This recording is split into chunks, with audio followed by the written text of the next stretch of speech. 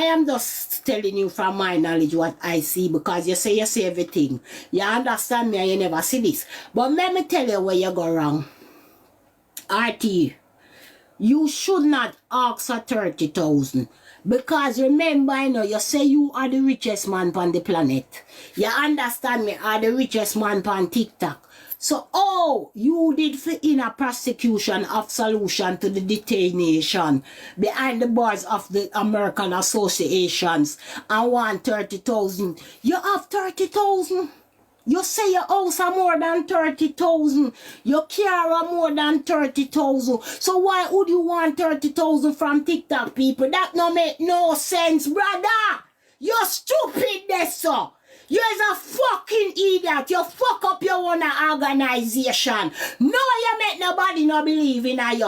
Nothing that you say is no, nobody's going to believe you. You understand me? Because you're a fucking idiot. Because you did not try to override your fucking self. You understand me? And then you pick a clown to try to override yourself with. Do you have any sense?